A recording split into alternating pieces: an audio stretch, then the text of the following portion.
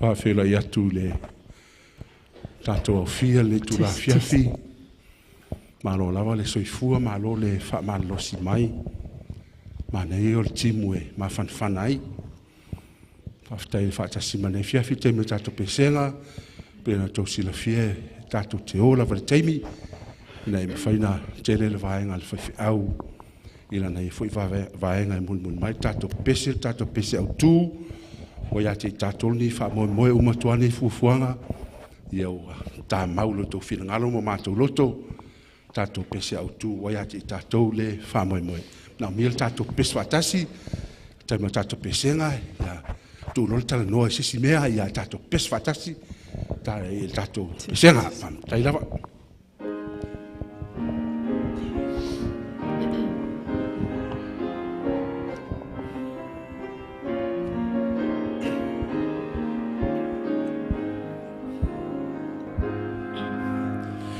Waia te tātou le nei whamoe I lea whio mai o Iesu. Waia te tātou le nei whatuatua I ana wholanga le taimi ua iaine atunu manu tula ia mavala Alleluia lo tupu waia e tato le nei fa moe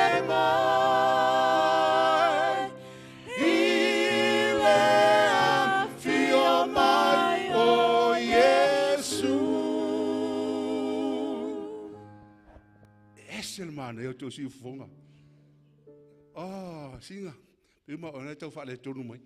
Ala pata to pese fa tasi I le lava fa moe. Tu fa moe se to mai ta le. Ta to pese mai. Tu va tu le lava taimi. Su e malo leo fa moe. Waia te tato le nei fa moe I lea whio mai o Iesu. Waia te tātou le nei whatuatua I ana wholanga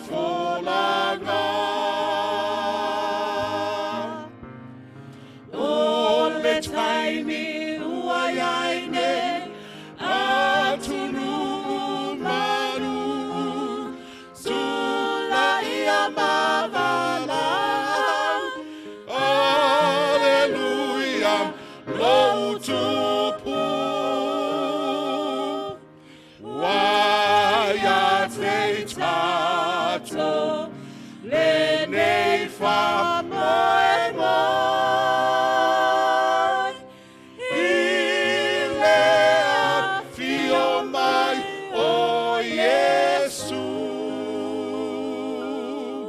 Amen. Bless the Lord. Está to pese.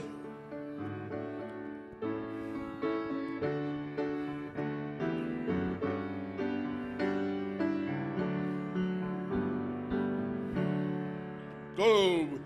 Bless the Lord, oh my soul, and all that is within me. Bless His holy.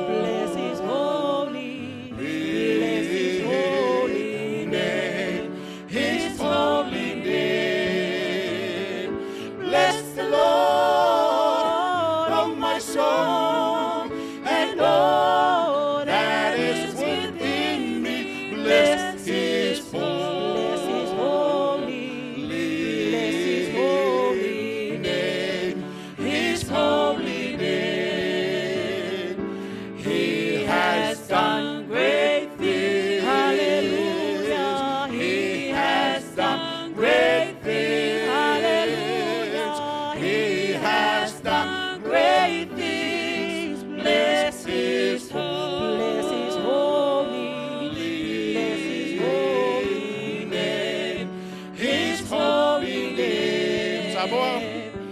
Ia via le tua malona anganga via lona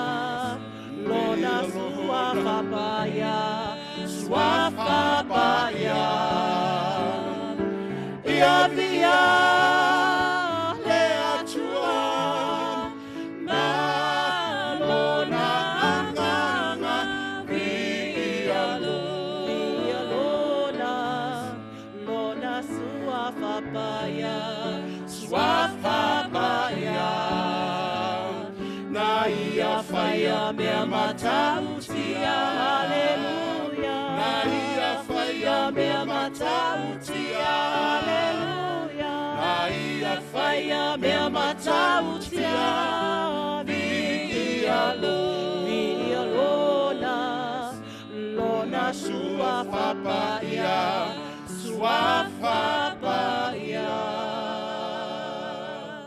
Amen. Fai uta to pesenga ile sweet Jesus.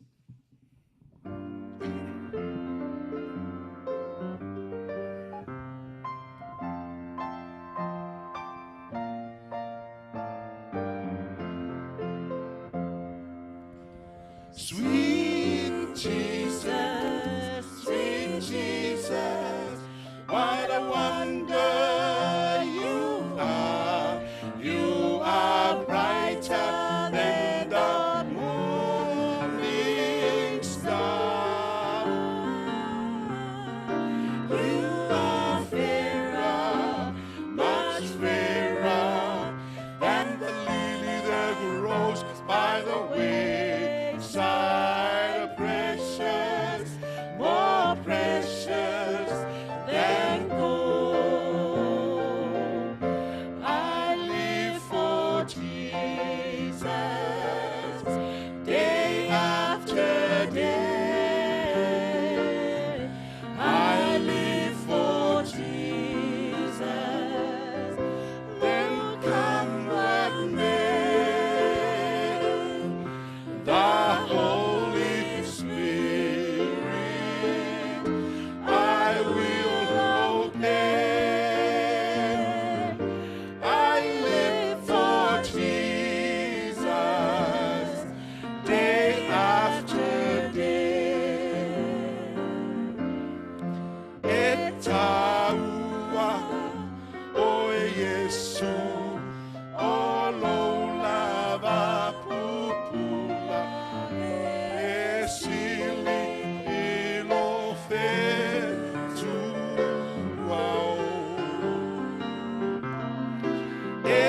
Etaua esili ilo lili o le fanua esili o ilo auro Orlando Yesu ia soma Orlando Yesu ele aunoa ia usita ile amaga Orlando Yesu ia soma. Ya mole atu le fafte tsele lava ile tau tamu fai mene fiafi. Fai ina tato pesenga na matelo tato sauninga Sydney Misiona whanau fafte lava.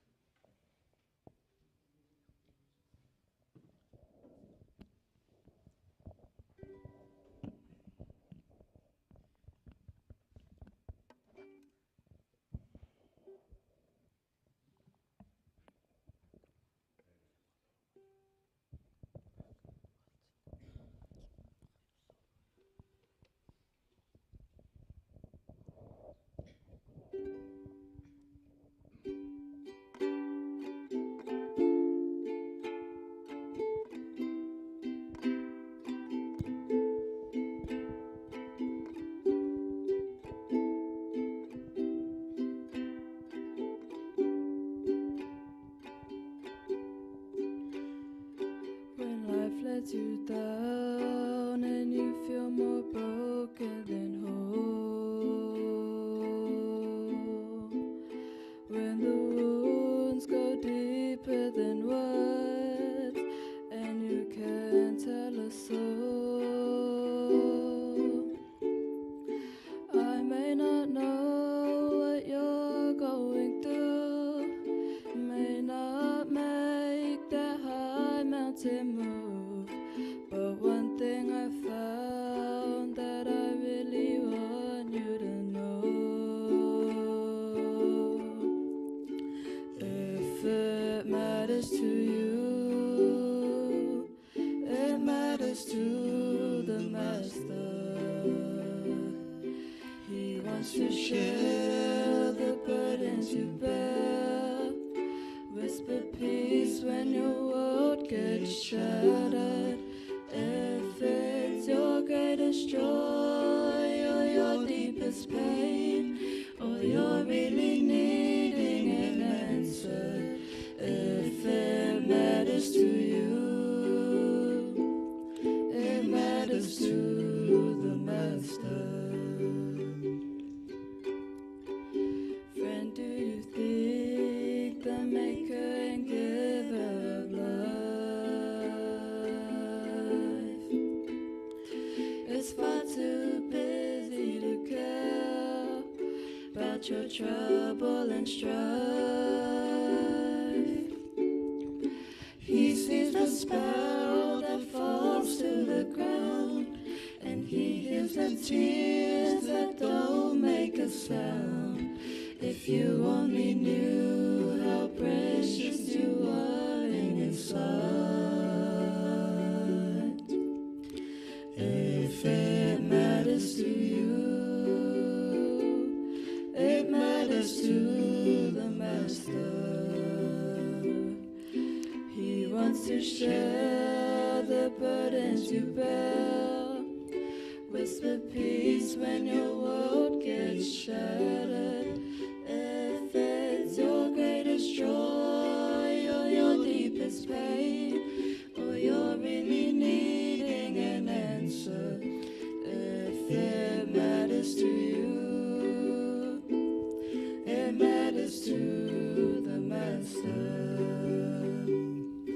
Ata uayate oi, eta uayate ia, ia etu uatu o aua venga, le file muna te amaia, ia taimi fia fia, ma taimi tinga, pe mana o mia se tali. Ata uayate oi, eta uayate ia. Ata uayate oi, eta uayate ia. Ia etu atu o aua venga, le file muna te aumaia. Io taimi fia fia, ma taimi tinga, pe mana o mia se tali. Ata uayate oi, eta uayate ia. If it's your greatest joy or your deepest pain, or you're really needing an answer, if it matters to you, it doesn't only matter to you. If it matters to you, it matters to the Master. If it matters to you, it matters to the Master.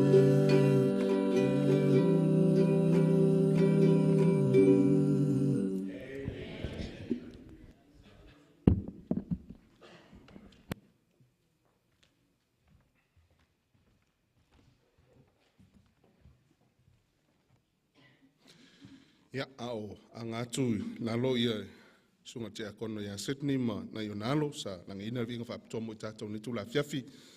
Ia whaptai atu mo tātou pespisenga ne fo tūla fiafi. Whatalo whatfo i pa ia malo le tātou maftanga sa ustemi. Ia tūla e tfo i ona le tua. Whatalo whapitoa tu loutou pa ia malotou mamalu ale teimini nei. Te masani ni o tātou forfulanga. Ia nānu toi whamanatu atu tātou taimi masani ono fasma lima wa mata tātou po kalame. Ia mawhaasolo i lava pei ona masani ai po te tasi. Whaamui moe tāli tūlai walu. Ia o tau ona mai ale tātou whaamui moe. Te whamanatu atu a whai te mana umia se a wala i te anga e mai ai li tātou whaamui moe nei. Whaaso tai tātou laulau. Ia e mwhai ona tuina atu ia te oe. Ia pepa fo i e mwhaina talafu ai ia soa o tā vale poli. Pensino tā vale, ia, pe mwhai fōi o nā ngā, ia tui se au mai oe mai lo mota, ia pe a whai te mana o mia lea viso soani, ia, toi whamnatu atu fōi, aua le vau ia tātou whanau, o lo iei la tau ua tā penina whapitoa, ia, maenga mo le whanau, ia, ngā i mai mar whanau, ia, tui nā tui lalo, pito i lalo tātou manman nei, ia, o lo iei la tau, o lo wa ia whapitoa tātou whanau.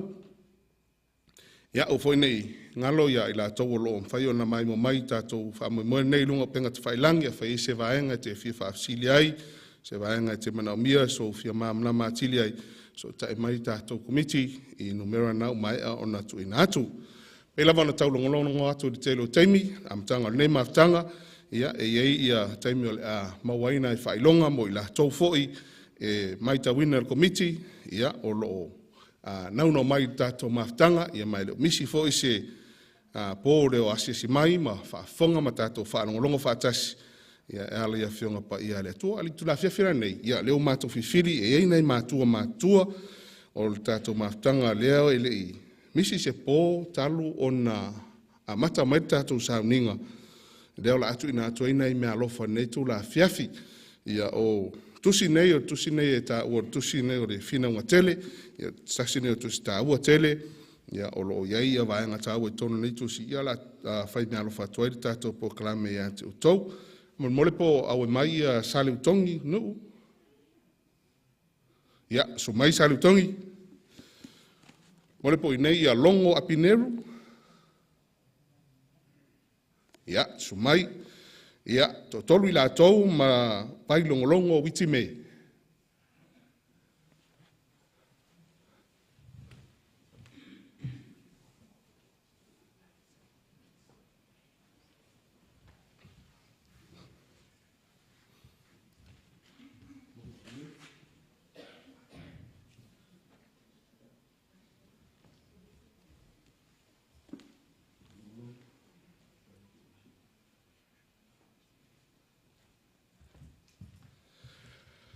Ia, e fo inisia o tātou talavou,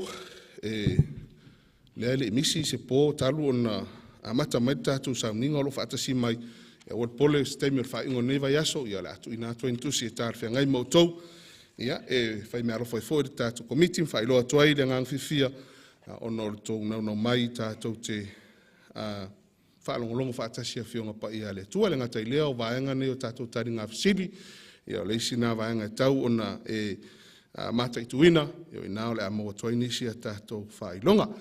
Ia amo nisi whaamtalanga, whaaso tai mai tātou komiti, aua le wauia se whaenga te whia maamlamai, ia mai whia manino a tidia inisi o whaenga e tau ona mātou sosoani e toa e mai se lava tātou soa mālo, tātou e kālesia, ia le ai tātou soa mālo ia lo whaatau iei tātou whaasisiranga nei, ma tātou whaaringa nei, ia manu e tele lau whaafonga nei tu la whiafi, whaftai.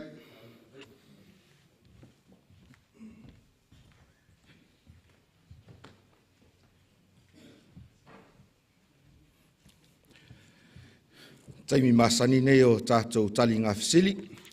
Ngā whai e le maua sau pepa tali whisili. Ia, le nāolo i ail tātou au whai ngā luenga. E mo le tui nātu o se pepa e tali ei, ma wha mau i lalo i a tali o rau whisili. Whisili nei, ia, e peifo i o nā masani ai i lea pō, ma lea pō. Ia, o whisili mai tātou mta upu sa whapenao na whaaso atu i le pō ana pō. Ia e te tali mai ai i le sao po o le se, sao po o le se, ia o le a whaongaina. Ia e whaingofie foi, ia tali o tātou fisili, ia to e whaingofie tātou fisili, ia pe o na saunoa atu, ia sunga tia o le sui o le komiti. Ia e whaamanuia ina le tangata e maua lunga, ia tongi o ana fisili. Ia tonu e whaamanuia ina foi ma le tangata e maua lalo, ia le au whainga o tongi o ana fisili. Ia a whai wa sauni lau pepa tarisili, tusi manino le leilo suafa, ia ma tātou a mata loa ia tātou tali ngā fisili. O le fisili mua, whamai ia le fisili mua, o Faiaoga o le tusi o whaalinga e whaatumulia i le alofa tūnoa, sao PCC,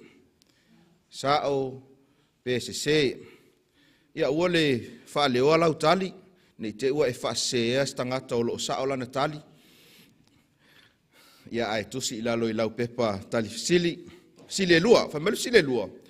O le tala le lei e whaavavau ua nā o le maliu o Yesu Keriso. Sao PCC. O le tala le lei e whaavavau ua nā o le maliu o Yesu Keriso. Sa maua le tātou whaasoa il puan pou. Sile tolu. O le maliu o Yesu ua taua mio tonu ina ai i tātou i le alofa tūnoa. Sao PCC. O le maliu o Yesu ua taua mio tonu ina ai i tātou i le alofa tūnoa. Sao PCC. Sile wha. Whamalif sile wha. O le tala le lei e whaavavau o le Feau a le angelu lona lua. Sao PCC. O le tala le lei e whaavavau o le Feau a le angelu lona lua. Sao PCC. Ia, ma le fesili mulimuli, whaimali tātou fesili mulimuli, o le tala le lei e whaavavau e nao Samoa e tatau o na whaalongo ai. O le tala le lei e whaavavau e nao tangata Samoa e pei oe maau e tatau o na whaalongolongo iai. Sao PCC. Ia, a whaiwa umao na tusi ia tali o au fisili e lima, ia, a ngai mele au whainga luenga, e awa tātou pepa tali fisili, whamolmole.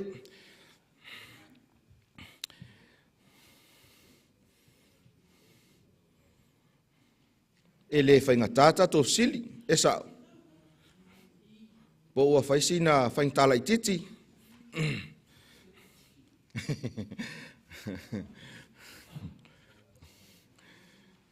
A whainga tā fisili lona uinga e tau foi ona tau ngatār whailonga o lea e tā pena komiti.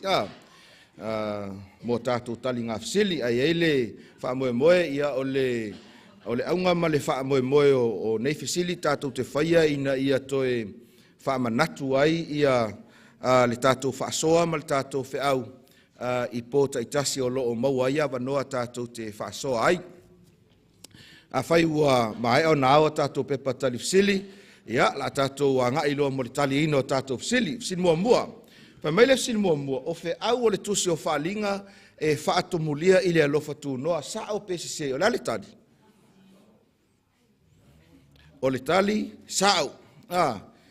Sa whaasoina mai o le autu, fo le nao le tātou whaasoa le pō ana pō, o le alofa tūnoa, ia o le atoanga lea, ia po o le vaenga lea e te maua i tutonu o le tusio o whaalinga, e whaatumulia ai le tusi o whaalinga i le alofa tūnoa. Sile lua, whamalef sile lua, o le tala le lei e whaavavau ua nā o le maliu o Yesu Keriso, sao PCC. Si lungalo au pefa pe sao. Ia, se. Ia, o le tali o le fisili e se. E te maua le mua ko nitom ta apasuma le lima o le whamtalanga le apostolo Paulo, o Yesu, o le na maliu, na tanumia, ua toe tu manu malo lo no winga, o le tala le lei e whaavavau, e au fia i le maliu o Yesu, malea. Male toe tu, maliu mo tātou angsala, toe tu, manu malo, o le atoanga le na o le tala le lei, e whaavavau, lea fo'i ua sauni e toi a fio mai. Sile tolu, whamau sile tolu. O le maliu o Yesu ua ta'u a mio tonu ina ai i tātou i le alofa tū noa. Sao pese. Ia, o le tali o le tātou fisilia sao. O le maliu o Yesu ua ta'u a mio tonu ina ai i lātou uma o e whaatua matali tonu ia Yesu Keriso. Silia wha, whamau tātou fisilia wha. O le tala le lei e whaavavau, o le fe au ale angelu lona lua. Tusi o whaalinga, sao pese. Si ilunga lo apewa pe sao. Si ilunga lo apewa pese. Si ilunga lo apewa pe matua i ne nefu alau tēno le taimili nei. Ya, te maua i le tusi o whaalinga mta upe suma le whawhai upe ono lea sa tātou whaasoa i le pōna pō. Ya, o le angelu mua. Tala le lei e whaavavau, ia e la vea i le whiau na alanga ina, e le angelu mua, luna winga le tali o sili, e se. Sili mulimuli, mai le tātou sili mulimuli. O le tala le lei e whaavavau, e na o sa mua e te tau, na whaalongo iai, sa ape se. Se, e se sao. E se le mautinoa. Le ai, ia, o le tali o le fsili, e se. O le whaamtalanga le tuspaia, o le nei tala e au, o ina fola atu i whea. I atu nuu uma, i ngā ngana ese, mai tu a inga ese, manu, lono winga, e le na o tātou, e le o se tala le leia le tātou atu nuu, e le o se tala le leia se ekalesia, e le o se tala le leia se a inga, o le tala le leia e whaavavau a le atua e au ona, momoli i tangata umalava o le lalolangi. Sira i lungalo apea whapea e sao umau fesiri e lima. Whaftai, tasi, wha, oi, tasi, lua, tolu, ale wha mea sao. Tasi, ale tolu. Tasi, ale lua.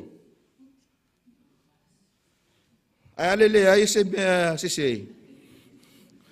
Malo, mo le atu le anga wha malo, ma le anga whaftai, ia mo le taliina o tātou fsili, i le nei i tū la afiafi, ia ile manatu, ia o loo mawhai o na toe whawhangu mai, ma toe momoli mai, ia le tāua, o vaenga sa o tātou whaasoa, ma o tātou talanoa ai, i le pō, ana pō. Nato le apuno mailo wau, o le a o saunia ia le tātou tatalo. Le atua e vi ia ma whaaftaia la ufio i le nei a wanoa, ua mawhai o na toe poto mai i au tangata, e le ngata o le ekalesia, e mai se foi i au mātou uso a malo, ia o loo maua le nei a wanoa mātou te mafutai, whaaftai foi mo i lātou o loo maua mai ia nei fe au i lunga upenga tawhailangi, ia i le anga le lei o la ufio, au mātou sauni e whaangasolo i ale mātou polokalame e ala i mata upu tāua mai le tusi o whaalinga. Ia whaamanuia mai la ufio i lo lava suafa Yesu ua mātou tatalo atua nei. Amene. I le tātou whaasoa i le pō ana pō, sa tātou waaia i le whaalinga mata upu sunga le wha, au lona foi upu e ono, e whaatatau i le tala le lei e whaavavau. Ai pe a whaifo i te maitauina i a tātou fesili i a whato a uma atu o loo tau mawhai lava ina i a aua ne i muta ai i a le whaamanatu o le tala le lei lea e whaavavau. Tala le lei e whaavavau o le alofatu noa o le atua. Lea na a wala mai i le maliu o Yesu e to tongi ai a tātou hangasala. To e tū manu malo. Ia mai e au foi ina fola ina, ma fola atu i le lalolangi atoa. O le ponei o le a tātou wha wau ai, i le fe au lava lea le angelu mua, manatua e fia angelu ia tātou talanoa ai. Tolu angelu, tolu fe au wha apitoa, lea o loo wha au tua le tātou polokalame, o fe au e tolu wha le langi. Ai o le a wha au pea ia le tātou sa ilinga ma le tātou suenga. I le fe au lea le angelu mua, ai e mamafa i le foi upe fitu, ia, Lunga le tātou ia o lo iai ia le whai upo e fitu, a mata mai whai upo e ono, se i tātou whai tau whatasi whaamole mole whai tau. Nā ui loa fo i le tasi a ngelu, wa lele le tau lotoa inga o le langi, wa ia te ia le tala le lei e whaabawau. E fola atu i e no nofo i le larolangi i atu nu uma, mai tu a inga, mangangana ese manu, whai upo e fitu, ua whaapea atu ma le leo tele, ia o tau mātatau i le atua, ma avatu ia te ia le vi inga, a wā ua o mai le i tu aso o lana whaamasinonga. Ma ia o tau wifo i le na whaia le langi, ma le whanua, ma le sami, a toa ma puna o vai. O le vaenga o loo ese atu lo na lanu i lungo le tātou ie, ua o mai le i tu aso o lana whaamasinonga. O le vaenga tonu lea o le a tātou wa ai i le afi nei. Mo le tou a silafia, o le tele o tangata pe a o ina whaasoa le mata upu e whaatatau i le whaamasinonga. O se mata upu e o mai ai le fefe ma le popole. Mai e iai foi ia le manatu, o le tele o taimi tātou te le fia i loa ai le nei tu a inga mata upu. Ua pei ai le whale whaamasino, ma le whaamasinonga. O se no fuanga e whainga tā o no tātou wo iai. Masalo a o ino tātou malamalama, i le tā ua o le nei mata upu. O no tātou i loa ai lea o se mata upu e ao o na silafia e tangata uma. Au tua le tātou whaasoa i le afia fidei, ua whaautuina whaapea o Iesu ma le whaamasinonga. O Iesu ma le whaamasinonga. Ia, pea whaifoi e tātou te tilo le isi tu o le tala le lei e whaatatau i le whaamasinonga. O le tala le lei e whaatatau i whaamasinonga. O le whaamasinonga, o le mea moni lava e mō tangata uma. E le na o tangata le anga e. Nei te uwha pe tātou. Whaamasinonga le la veve le wali ia le o mai. Au tātou ia le e okay a tātou. Whaamasinonga e mō tangata uma. Mai tau mai le whaamtalanga le apostolo Paulo. I le lua le kornito mata upe lima lona whai upe sfulu. Whai mai. Au wā tātou te tutu atu umalava i luma o le nofua whaamasino ke riso e tatau ai. Ina ia taitasi matalitali i mea na whaia i le tino. E pei o mea na whaia, pele lei, pele anga. E ui lava la al whaamasinonga e mō tangata uma. Ai e iaile mea e sili atu nai lo tātou. E sili atu nai lo le tangata. O le whaamasinonga, e whaatatau lea i le whaamaoni. E whaatatau lea i le tūlafono ma le alofa tūdoa o le atua. I se isi whaamatalanga whaingofie. O le whaamasinonga lea tau tala i eile tusi o whaalinga. O lea fo'i la a whaamasino ina ai ma lea tua. Ioi. A whai e fōu lau whaafonga le vaenga lea lea ato e whai atu. O le whaamasinonga o lea fo'i la ato e whaamasino ina ai ma lea tua. Leanga e iai i atua inga. E iai vaenga o lo whapena. O na tua ia i ele ti Apollo ma satani lea tua. Mai o le atoanga lea. Ua manatu mawhina ngalo i le atua i le whaatino ina le whaamsinonga. Ia e iai fo i ma le atua i tonu le whaamsinonga le nei. Ma le sila le mafua anga e alai o na whewhetanga te le whaamsinonga. E le mana na o e toe su e i o lato o langa. E toe sa ili mai tusi tuai. E le mea fōfo i lea le malo e whai lau veta ea. E su e ai oe pe tau ona e whaingaluenga i le mele iai ia tamiti ele elanis ele man na fatino fo fuanga le ona o mea ua tuanai a tonu e tai fa pena ia le langona le totele o tangata pe tai la ua oe le afia finei au tato so ina le nei mata upe fa tau fa masinonga ia e manatua nisi nei o vaenga ta ua mo lo silafia pe a fa ye ni mea ngalo ia pe a fa ye alo fo iwa ile la va fa longo ia aua nei ngalo ia te oe ia me nei muamua o Iesu o lo tātou whaamasino. O Iesu o lo tātou whaamasino. e whawhewhea ono tātou whaamaonia, e whawhewhea ono tātou I loa ia le vaenga lea. I le whamtalanga le tusi o Ioane mta upo e 5 whai upo e 2 whai mai whamtalanga le tusi pa ia, a wā e le whaamasino e le tamā I se tasi, a ua ia tu mai I le ata li. Ua ia tu mai I le ata li, le whaamasinonga umalava. Ta ua ia le whamtalanga le tusi pa ia, e le whaamasinoina e le tamā, ai tu ina atu ya Yesu o ia o le whaola alofa. O ia na ia whaia le taulanga tō ngiola mo ta ngata umalava. Pele o stara fia e lea mo oi. O lou whaamasino o Yesu o le namaliu I lungo le sātauro. Ai ele ngata I tala fia. Ele ngata I le oli sanga e whaatatau I le mata upu o le whaamasinonga. Ele ngata o Yesu o lo tātou whaamasino, ai whai mai o ia o lo tātou lo ia. O Yesu o lo tātou lo ia, defense attorney. Ia pētā ua foi o lo ia tite. Tama whai foi le pui ia le tangata mai mea se sa ia whaia.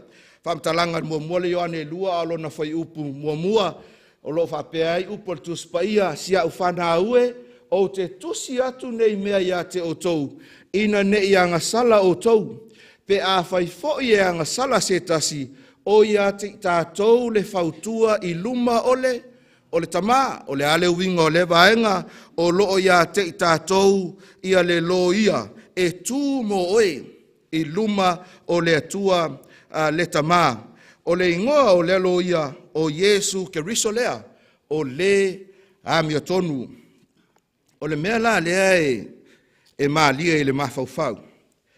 A whai o le a whaamasino ina au e lo ia. E lea o se tala le lei e lea mo oi. O lea e whautua mo oi, a e toi tū foi mo oi mau, pe a oi le taimi o le whaamasinonga. Tō te sila fia. O I nei foi tātou te iloa ai, le atua, ua tele na wā tau mawhainga, ina ia aua lava ne I whano se tasi. Whaola oe, toi tū mo oe, toi whaamasino I a te oe. I le tele o tausanga sa lui na I le angelu whaamoemoina. O Lucifelo, mulimuliane, tuli ese ina mai le langi. Sa ia lui na I le atua I mea nei. Mua o le whaamaoni o le atua. O le tonu o ana whaamasinonga, pe whaamata ea e fair and square ia whaaiunga a le atua. E sa lui na fo il ti Apollo ia le ata mai ma le poto sili ese o le atua. Tote sila fia le mautau ave a satani. O le atua e le fair ana whaaiunga. O le atua e le sao. O ana whaaiunga e whaaitu au. I le atu lau atoa. Mai ole o ngā tutonu o le nefi naunga a le ti Apollo. O loo ia fesilingi ai ia le winga ma le a mio o le atua. Mai o le whamsinonga la i le tusi o whaalinga. E tali ai la ia lui ia. E tali ai fesili ia. E tali ai ia upu moli ia le ti Apollo. E whaatatau i le atua. Ta ua le whaalinga e sfulma le whaalo no whai upo e ono. Mai o le whaavae o le wheau o le whaamasinonga o le tala le lei e whaavavau. Lea sa tātou su e ina i le pō na pō. Au tātou sa ili ma o tātou su e i le mata upo le whaamasinonga le tusi o whaalinga. Ia e mautinoa ma o iloa. E iailo na piitanga e pipi atu i le tala le lei e whaavavau. Lea o lo alanga ina. Ele angelu mua. O le ale tala le lei e whaavavau. A lea sa tātou su ina. Tala le lei e whaavavau. O le alofa tū noa o le atua. Le alofa tū noa lea o le atua e mawhai ai o na suia I tātou uma. Le alofa tū noa lea o le atua e mawhai ai o na whaafouina le tangata tuai ina ia avea matangata fou. Alofa tū noa o le atua e mawhai ai o na whaasauina I tātou mai le saisaitia ma le nonoatia I le angasala.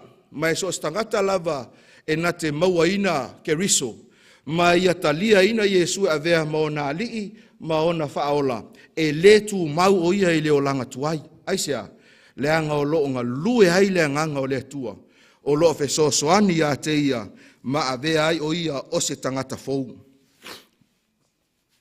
O le oli i leo langa Feau, ono o le aloftu noa, sau nia Iesu ke riso mo i tātou i so staimi. E mawhai e fo i ona whaao Sofia o tātou langona mo tātou mawhau.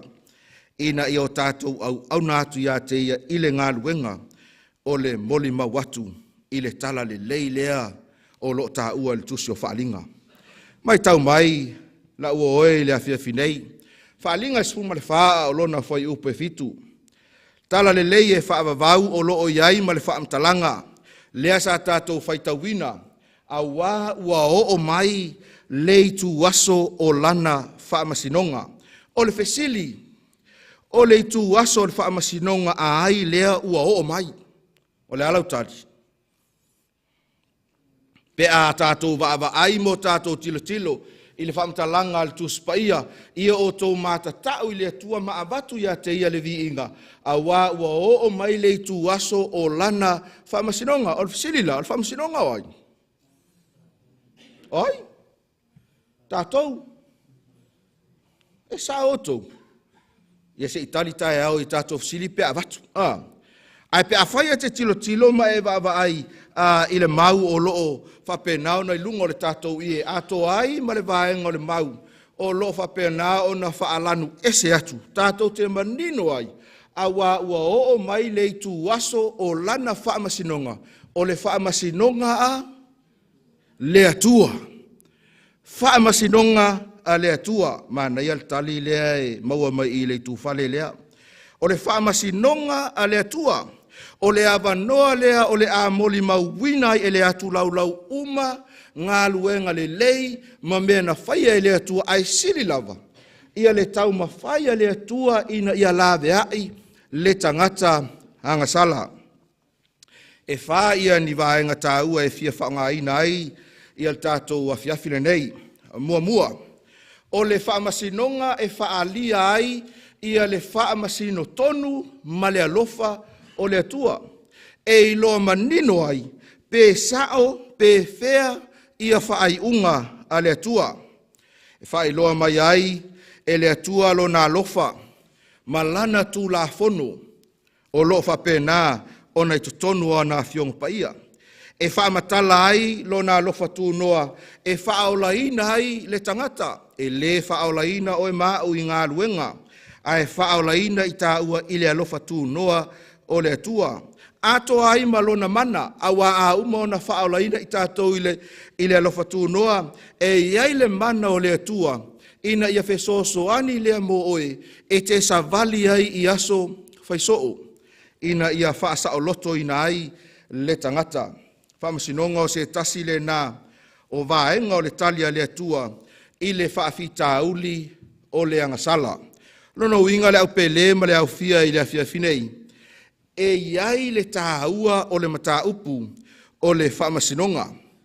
I le whinaunga tele le wā o le leima le leanga, paira wei o le tusi lea sa o tō maua, e o tō ia i le awhiawhinei, o se tasi le nao tusi tāua o lo o iai i a tala o le tuspaia, a maise le taimi lea ua tātou iai. I le whinaunga tele le wā o le leima le leanga, ua tali ai le tua, i tua inga satani i le lea mio tonu o le tua ma le le whamaoni. Ioi, mea ia sa au tā ua i le amatanga, i le whaamasinonga muli, o lea o le a tali atuai le atua. Pe a luifo o tātou ingoa i le whaamasinonga, o le a fesili ai Iesu i le atu laulau uma, pe whaamata e iai se isi mea o te le i whaia, ina ia whaasau wina ai le nei tangata. A lui fo le ingoa le whaifia au, ai whapea ia Iesu, e iai ea se isi mea o tutoe o te le i whaia. Ina ia whaola ina ai, ia le tangata lea o loo tūmai. La uoe le afia finei, o inei e susu e ai tusi ma tilo ma vaava ai ia le atu lau, a i filifilinga sa tātou whaia, ma le tele o taimi, sa tau mawhai ai Iesu e whaasino i tātou ia te ia. Tele o taimi sa awina mai ai ana au angelu, e pui pui oe i mea e te alu ai, i taimi e whaaoso oso ina ai oe e satani. Tele taimi sa tau mawhaia ina ia whaatulanga, ia matu ina atu, ia mea ina ia tali ai o tātou manaonga i le o langa le nei. Tele taimi e whaailoa mai ai e le atua o ia, i le natura o mea, i le oso ai o le la, ma le ngoto ifo o le la, i le oso ai o le nuanua, ma mea wa aia e whapenao na whaali mai ai le atua, o tele o taimi, i tātou tele ma natu natu i mea ia. Na ala, whaingaluenga, manava, fale, ia umarkeisi. Ai le ma natu natu, i le tele o awala, o lo tau mawhaile atua e tau atua ia te oe. I'm here. O au o lo atua, o au o te alofa ia te oe, o lea o te fōwai atu ia te oe, le ola male malosi i le aso ma le aso. Tele taimi e tua wanoa mai ai le atua. Matau mawhaia i e whaali atu ia te oe, lona alofa. Ina ia e tali atu ai lana whaolatanga, o la ofisili ia te oe. Ua fia ni poloka lame whapenei. Ua e whaafofonga ma e whaalongo hai. I le launga ino le whaolatanga. Le tala le leia Iesu Keriso. Ai le i whaia sau whitwhilinga. O loo tu ua noa pea lava pea le atua. E whaamanatu atu ia te oe. Ma whaailoa atu ia te oe. Le mafua anga nā lai. O nā whio mai lo tātou lalolangi. Ina ia totongi a tātou wangasala. Mea umaia whaatinoina e le atua. Tasi lava lo na sini ma lo na whaamoe moe. Ina ia aua, nei e whanu.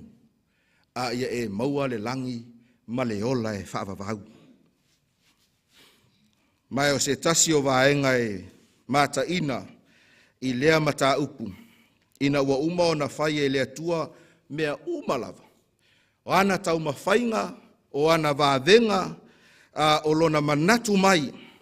Na iloa ai e le atu laulau uma ma o lātou pepese ai, whaalinga suma le lima lona whai upo e tolu, i le atua lea ma o lātou whapea, lea li ie, le atua e ou le malosi umalava, ua te tele au ngaluenga e ofo ai, e tonu ma whaamaoni o wala, le tupu o le aupa iai. E le whapea se tātou tali i le tu ai ngā atua leo lo tātou tāpua iai. E se taime te nofo mai mawhauwhau ai oi sole. Pa ngā le atua, pa ngā se atua e alofa mai a te i tātou i aso uma o le ola. O le sā tauro ma le whaamasinonga. E whaalia ai le atua e le ngata e tonu a o le atua foi e alofa. O le soli ino o le tūlafono, o le mea mauti noa lava i whaamtalanga le tūspaia, o le oti lea o le tangata angasala, o le whaamasinonga tonu lea le atua, lea e tautala iai le apostolo Paulo le Roma e ono no whaipolosu ma le tolu, awa o le oti, o le totongi lea o le angasala. Ai to te mai tauina, o le tali o le alofa tū noa o le atua, lea o lo tali atua i whai mai a o le ola e whaavavau, o le mea fōa e fuaina mai lea e le atua i lo tātou alii o Iesu Keriso. Tō te sila fia, le au fia ma le tātou maftanga. Ana whaapea ua le au ngāpo ua soloi e sea le tūlafono le atua.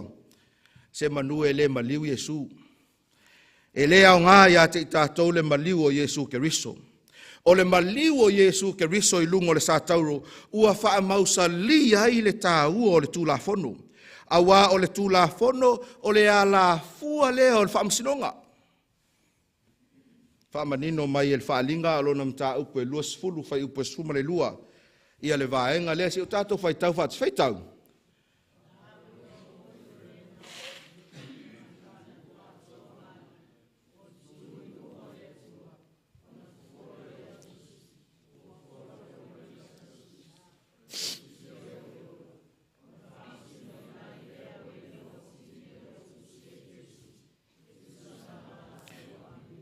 O na whaamasino i nai lea, o e na oti I mea ua tusi e tusi, e tusa maala tau a mio o fea le fua iai, e fua I lunga o le tūla fono a le atua, ia le whaamasinonga a le tangata, I mea na ia whaia, I le a mio sa soifua maola ai, pe whaamata sa ia filifili ma le atua, pe whaamata sa filifili lava ia mo ia. O mea sa tātou whaia, e whaalia ai o tātou filifili nga whai, o a tātou a mio, e whaalia ai lo tātou whaamaoni I le atua. Whamaile e feso e lua no whai upo e valu se I o le whai upo e sfulu, a wā o le alofa tu noa ua whaaola ina hai o tou, I le whaatuatua, e le mai a te o tou foilea, a o le mea ua foa ina mai e le atua. Whai upo iwa ma le whai upo e sfulu, e le ono ngā luenga, ina ne ia, ina ne I mita se tasi, a wā o lana lava ngā luenga I tātou, na whaia I tātou ia ke riso Yesu, ina ia whaia ngā luenga le lei, na saunia ana mua e le atua, ina ia tātou sa vavali ai. Lau oi le afia finei, o ngā luenga le lei tātou te whaia, e ala I le whaamalosi meo le nganga pa ia, ma e whaatino ina ai me le lei uma, e le whaola ina I oe. Sad to say, e le whaola ina I oe. I ngā luenga le lei tātou te whaia. Aia, ai e whai lea ma moli mau, e whaai loa tuai le moni o lo tātou whatotua. A whanga solo tātou pulokalame, e eile vaenga e whaasoa tuai ia le tūlanga lea. Ina ia maninoa ia te oe mau o le whaolatanga lea tua, e whaola ina I tātou ile a lofa tū noa o le atua. Mele, au e te misia ia se afiafi, nei te ua e misia tae au, po talatu tae au. Ona e alem whaapea sole, e esen melenga o whaalongo I o. Ai e tatau ono tātou mā futapea, ina ia manino ai vaenga ia. E eile isi vaenga tā ua le nei I le whaalinga le angelu. E le tatau ono misia, leo lo whaapea mai ai, ua o mai le tu aso ole whaamasinonga. A whaito te mai tauina ia le whaamtalanga le angelu. Ua o mai le tu aso o le whaamasinonga a le atua. Whaailoa mai e Ioane le tusi o whaalinga alona mta upo sfuma le whaafai upo e fitu. Ia le vaenga lea. Leo lo ilunga le tātou ie. E leo whaapea mai le mau. Pe a whai e manino e lau sila sila. O le a o mai le whaamasinonga. E saa. Pe whaapea mai e iai le taimie e o mai ai. Ai whai mai whamtalanga tuspa ia le nao lo o manino. Ua o mai le taimi o le whaamasinonga. Soli. A whai o leo o mai. O whea la lai whai ei. A o hai foi lai ei. A o hai ei te tau o nei ei. Ia. Whaapupula tili tae au, le pō tae au ia le vaenga lea. Ai o le mea moni lava, leo pele le afia finei. Ua o mai le tu aso le whaamasinonga a le atua. O lona winga o le mea o lo tupu, ile a? Se kali maa losi mai. Ia le la atou le talitonu le tuspa ia. Lona winga o le mea le tupu, ile taimi nei. Lona winga e fōlinga mai e make sense i le mawhauwhau ia le vaenga lea. A wā e le mawhai o na toi whai whaafua se whaamasinonga i le taimi e a whio mai ai Yesu. E le a whio mai Yesu whai mai kako ong sa ila i kiki ai lunga i se i kope mua mole melea. Ma tātou wawa aipo ai e alu au e nofo. E le whapena. A whai e te taritonu le awhionga pa ia le atua. O le whaamtalanga le tusi o mātai o mta au pasifuma le ono, whai upo e lua suma le fitu e whapea. A wā e sau le ata lii o le tangata whaatasi maana angelu. I le mamalu o lona tama ona alia. Ona tau wia lea e ia e taitasi e tusa malana ngā luenga. E a whio mai Yesu, ua e sila fia Yesu tangata ia.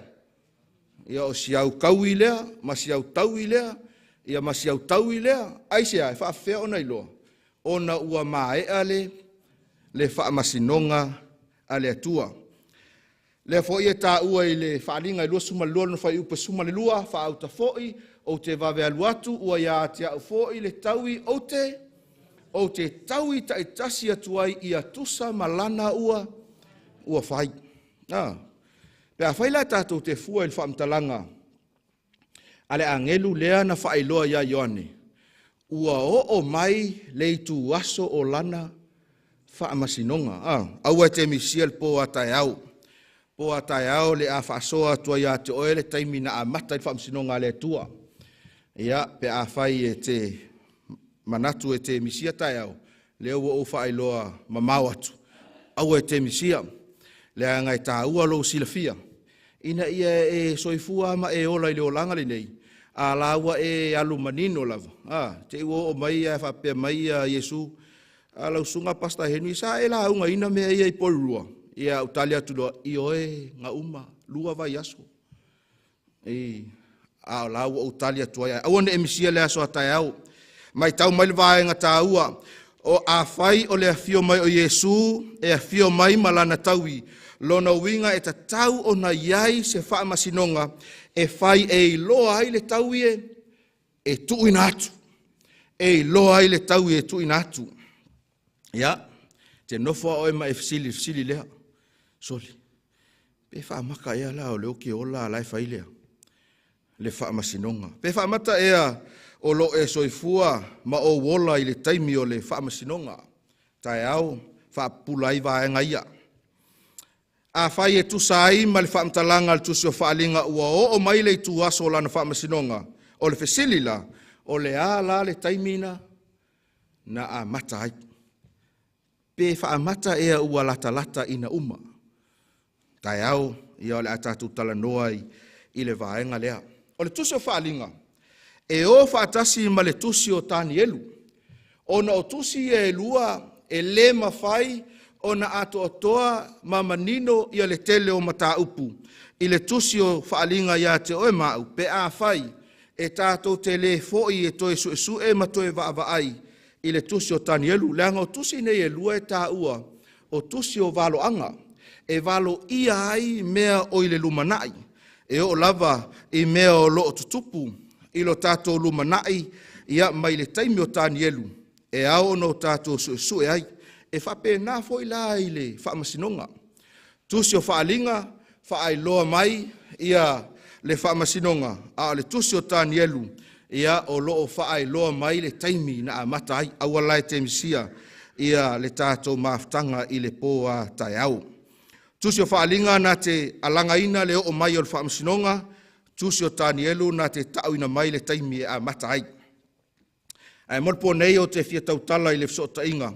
O le tusi o tani elu ma le tusi o whaalinga. Se I tātou toe fo I tasi lava I tua. Ma se I o tātou tilo. I le vaenga nai loa e tani elu. Tani elu alo na mata au koe fitu.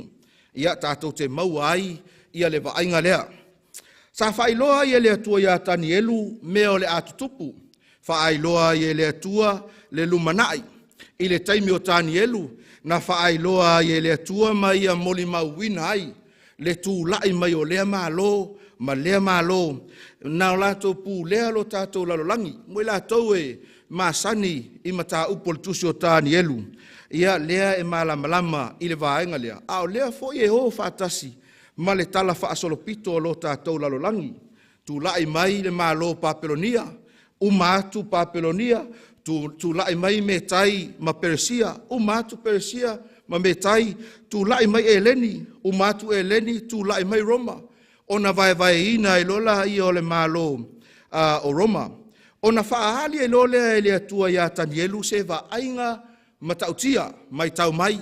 O lea e tātou te tuli loa, ia leitu a inga si o manga, ma leitu a inga va ainga. Leo lo tau tala iai, ia le tusi o whaalinga. Se tātou whai tau le vaenga lea na whaali e le atua, ia tani elu mta upu e fitu, a o lona whai upu e iwa. Se tātou whai tau, na o wa ai ina se ia tu mai o no foali. Ua tie mai foi le ua mai ana mua o naso.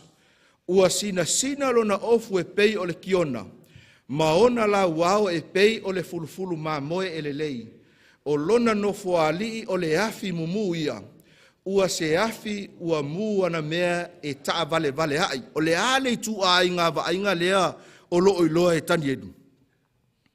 O lea ua iloa tu e tani elu le no foali io, o le tua, ai loa tu e tani elu, ia leo lo ti e ti ile no foali, o ai leo lo ti e ti no foali. Ila fai tau. Oi? Le tua, ya. E luaku i kako fisiri kai au, Fa au ia le tato fai tau i le fai upesfulu, fai mele fai upesfulu, ua tafe mai le afi, ua aluatu na iona luma. Ua afe ni afe o e au auna ia teia, e mano ni mano o e lau tutu, o na alea. Ua no fo ia le whaama sinonga, ma ua fofola tusi. Mai tau le lei, lau o e ile afiafinei, ia le mea leo lo tato tuli loa. Fai upo esfuma le tolu, fai upo esfuma le tolu, na o wi loa i whaalinga i le pou. Whaauta foi, ua fio mai ia o le langi le e pei o le atalii, o le tangata, o ailea. Yesu, whenga inga tuai, tusi o tanielu, a o mea ia na whaalia i le atua, ua i loa e tanielu. Ua o foi ia, i le ua mai ana muao na aso oai. O le atua, ua la tomo moli a te ia i ona luma. Se tasi le nei o vainga matango fie i tutono le tuspa ia le au pele. Lea ua ngai atu Yesu i lona tama. Ai fai mai a o sila mio ma moli mawina e le atu laulau uma. O lea ua nofo ia le whaama sinonga. Whaama tala e tanielu e whapea i le whai upe suma le wha. Fai mai. Ua fua ina atu ia te ia lea. Le pule ma le vi inga. O ai lea ua fua ia le pule ma le vi inga. Se ia ofisili atu. O Yesu. Ua fua ina atu ia te ia le pule ma le vi inga. Ma le malo. Ina ia au auna ia te ia o nuu. O nuu uma. Ma atu nuu. Mangangana ese. O lana pule o le pule. E whaavavau lea. E le ma vai atu ia. O lona malo foi e le faa. E le faa umatia. Totilfia. E matua i tatau maono mea lo tātou bifo ia Yesu. Pe a whai o le wha matalanga lea tanielu i le vainga lea nei loa ai i le langi. E matua i tatau maono mea lo tātou whaatua tua ia Yesu awa o ia o le alii ma le whaola. Ua ia manu malo mai ia satani. E pei ono tātou wa o ina i le taimi ua tea. E sili atu le alofa tu noa o le tua i le angasala. E manu malo o ia i mea umalava o le lalolangi ma le o langa le nei. He mai le vaenga lona tolu e whaatau il whaamasidonga. E whaalia ai le a miotonu o Yesu ma lona manu malo. Mai le malosi ma le mana o se oli. Ta ua le whaalingam ta upe wha. A lona whai upu mua. Ia se tātou whai tau. Ua mawai atu ia mea, ona o iloa atu lea. Whaauta o le whai totoa ua avanoa i le langi. O le ulua i leo foi na o whaalongo ai e pei o le pū o na tautala mai a te au. Ua whape mai i nasa uia i lunga nei o te whaali atu ia te oe e mea e tusa o na tutupu amuli. Le mea lea ua vaai mai loe e Ioane. Manatua o mau ma whaitau ia sao tātou whaitau wina i le taimi ua tea o mea nai loe e ai. E tanielu o lea ua tātou o mai le tusi o whaalinga o mea ia nai loe e Ioane. O a mea nai loe Ioane. Ia, nai tau mai ele mau. E le ngata ua avanoa ua matala le whaitotoa ma ua avanoa le langi. Aisea, le anai whinga ngalo le atua ina ia e silafia. Ma o iloa le tāua o mea nei. Whina ngalo le atua ina ia aua ne o tātou wopong sa i le o langa le nei, ma i o tātou le manino. a ia o tātou I loa le lei, ia le mea tātou te a ngai ai. O le ase mea o loo vaia e Ioane, whaalinga e whaalo no whai upe wha, whai mai ua si o mia fo I le no fualii, e no fualii e lua fulu ma le wha. Na o iloa lea, na o iloa fo I o toia ina e toa lua fulu ma le toa wha, o ti e ia no fualii, ua o ofu I ofu sisina, ua I o lato ulu fo I o pale auro, se I ofisili atu, o aito e ina ia e lua sifu ma le wha. Whamasino, e ise stadi. Mana ia tali lea, e fau foi lau whaalongo le tali. Wa ina fose mea fau nea fiafi, ia. To ina savai, ia, le lei. To ina e lua sifu ma le wha leo lo ta ua I. O wal fisili po ai nei to ina. Mana tua e whenga inga tuai. Pea wha pea e moso taimio na e whaitawina lea o le mta upu le tusi o Levitiko ia me se foi le momono fo I ngā tupu. Lea sa vai ina ai ia le a inga sa le vi ma le o staulanga. Iwa senga e luas fu ma le wha o I la tau ia e whai masui o le nuu e tutu I luma o le tua. Sio manga le leo au mai ai le vainga le na iloa e Ioane. Ai fai mai. O toe ina I e luas fulu ma le wha. O la tau ia e whai masui o tangata lautele e iai oe mau. I le taimi lea na toe tū mai ai Iesu. A whai o isau tuspa ia. Su e vave le mau lea le la a tau atu ai whai tau mai. A whai o isau tuspa ia. Awa e pea ele o iai lunga ile maulea. Ma tai om ta upe lua suma le fitu alon fai upe lima suma le lua. Ile taimi na toe tu ma ia Iesu a o su e lau tuspa ia ma e tango hao e fai tau. Fai mai na matala ai ia tu unga mau. O matala o tu unga mau. Ma o mai ai tangata pa ia. La toula ia lena. Lena o fatasima Iesu ia o leisi na mata upu tele ia ai ua na o se vaenga fo ilea ina ia faata atu ile taimile nei ina ia tato iloa i po hai nei toia ina e lua se fulu marefa leo loo tautala iai ia le tusi o faalinga au au le fai tau faalinga mata upe fai upe ono ma le fai upe fitu fai mai ua i luma fo i o le nofo ali i le sami tioata e pei o le maa tioata ua I to tono le nofo alii ma ua li o ina le nofo alii e mea ola e wha ua tumu I mata I luma a toa matua. O le mea ola mua e pei ole leona. O lona lua o mea ola e pei ose povi ta anoa. O lona tolu o mea ola e pei ose. O lona fafoi o mea ola e pei ole a eto ua lele. O aia mea ola.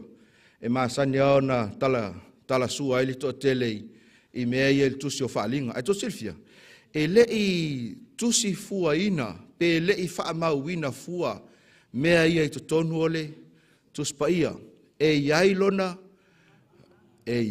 winga, e iai lona mafuanga.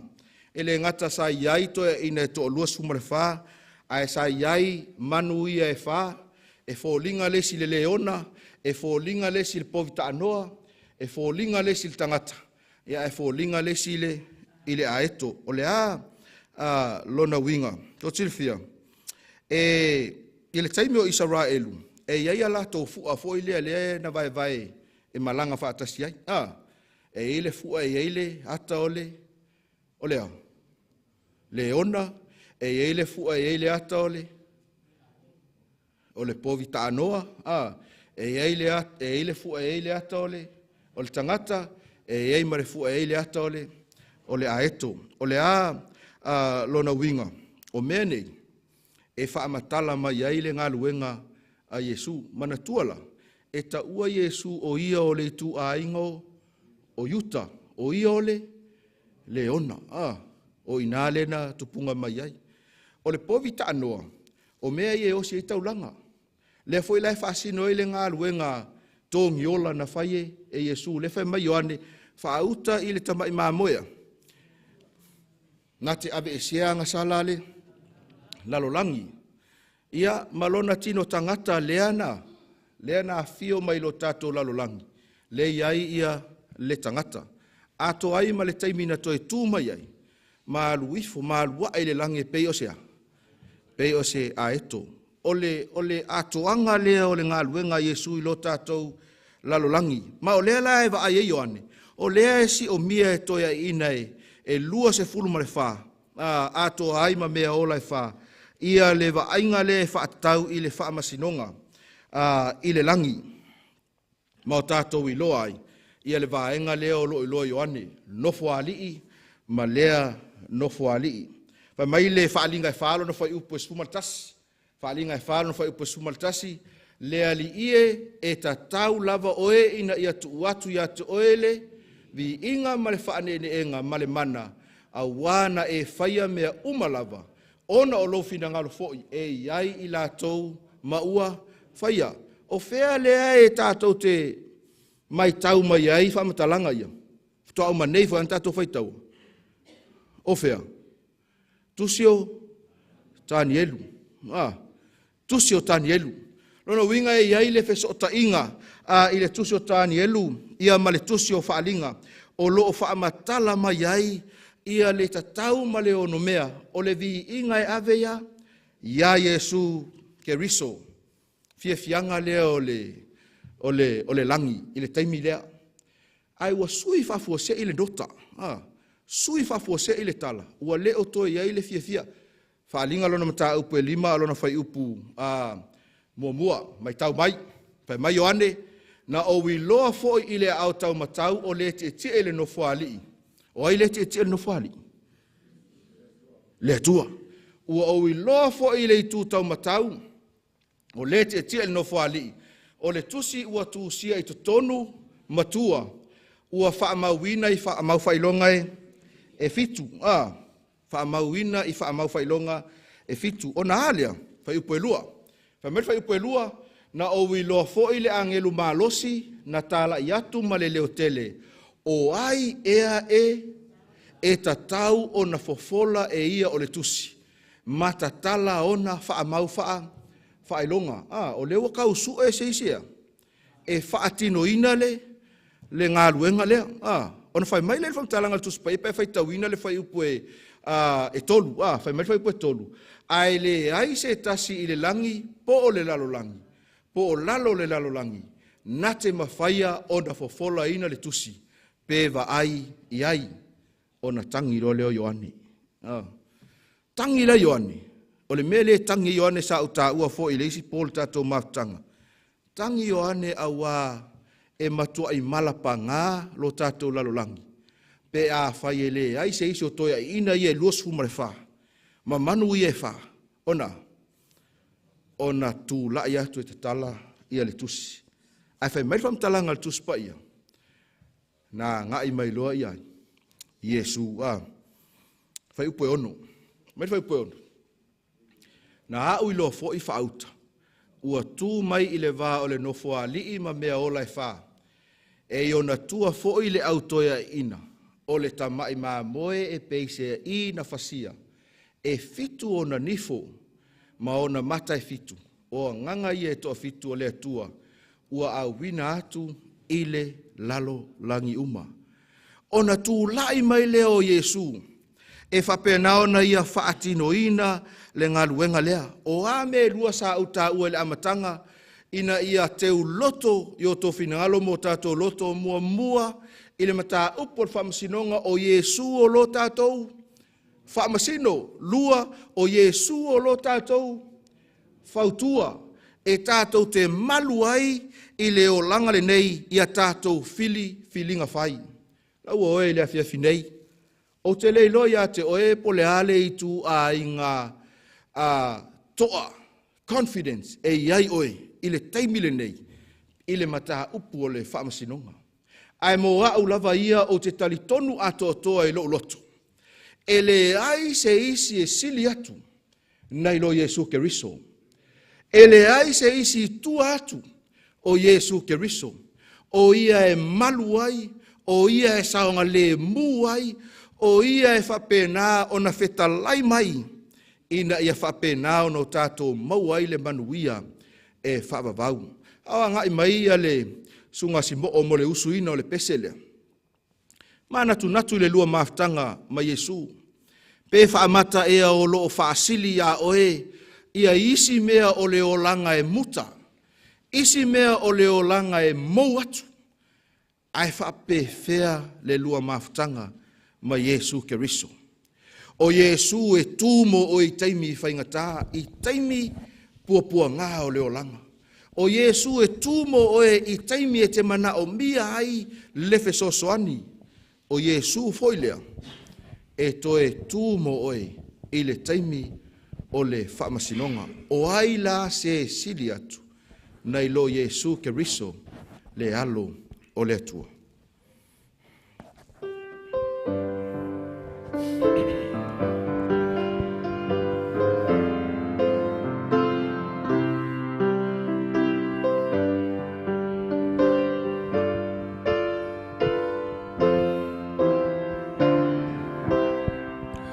E silia te au lo Faiaoga. E silia I lo uola uma o te whaamaoni I lo suafa. E silia te au lo Faiaoga I lo le whai matupu I se malo tele mai uai I le malaya. E silia te au lo Faiaoga I tu I nanau uma.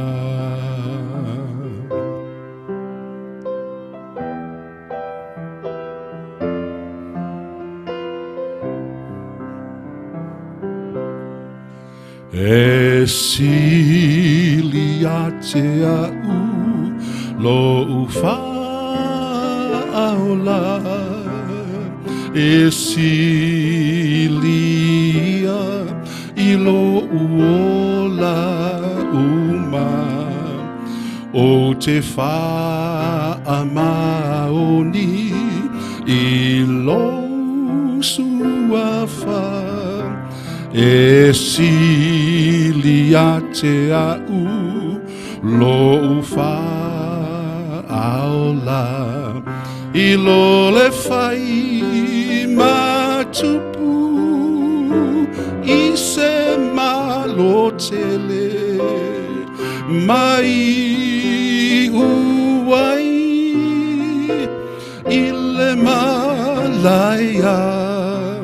E silia te au lo Faiaoga I tu I nanau uma.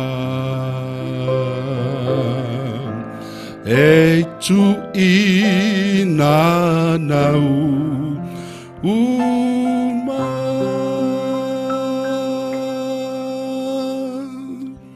Lau oe le afiafinei. A whaiolo e langona le fefe ma le popole I le whaamasinonga. Lona winga e mana o mia lo tali atu ia Yesu e tūmo oe.